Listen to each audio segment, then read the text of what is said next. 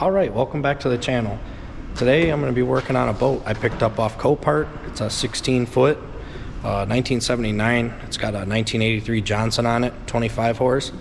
I got this boat for 500 bucks. And if you do go through Copart, watch your fees. As always, I bought in several items out of there. This one costed me $903 out the door. So you guys can check it out and tell me if you think it was a good deal or not. It does have a really nice canvas, no rips in the top. I kind of have the canvas draped over it right now because it was outside. It's on a really nice galvanized trailer. Came with a new tire. We're going to be doing a bunch of videos on it, getting it cleaned up for walleye fishing. Came with a nice plastic fuel tank for there. The steering wheel console. Came with a battery. So I'm already a little ahead of you guys. I checked compression on it. It's 120 in each cylinder. I already checked spark. It does have spark. So the fuel lines were rock hard.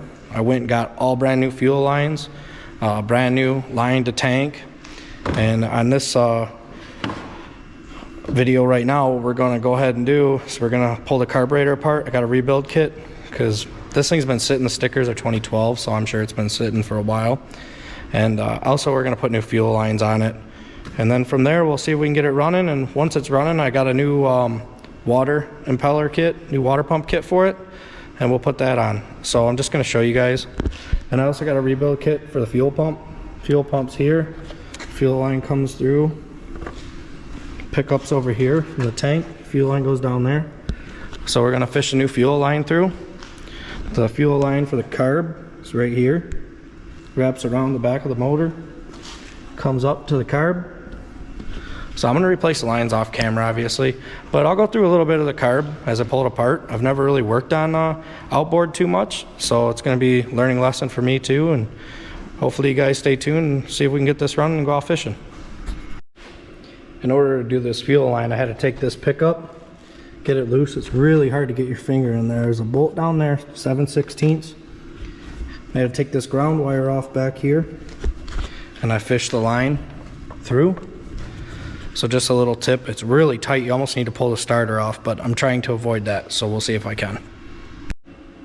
All right, in order to get this carburetor off, gotta get the solenoid out of the way.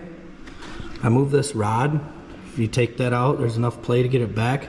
It looks like it controls the timing for the engine. I'm not exactly sure what that rod would be called. I'm gonna get the starter off, get this out.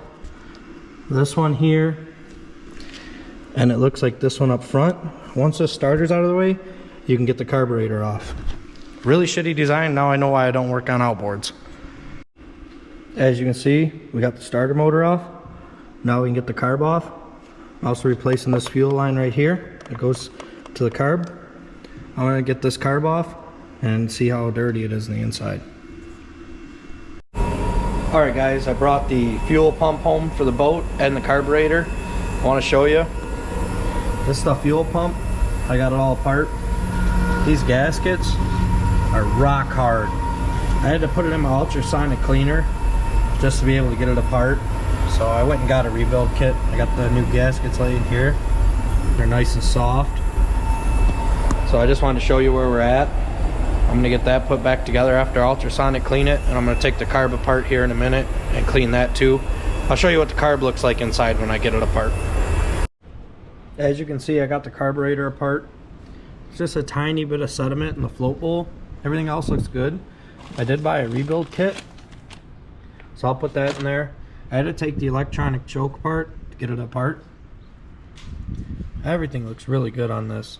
So I'm almost positive in my mind that this boat would have ran without doing all this, but I wanted to go through everything, make sure it's running right. I want it to be reliable, not a piece of crap. So I think that's going to wrap it up for this video. What I'll do is I'll shoot another video when I get it back on the boat, and we'll see if it runs. Alright, thanks guys. Thanks for watching.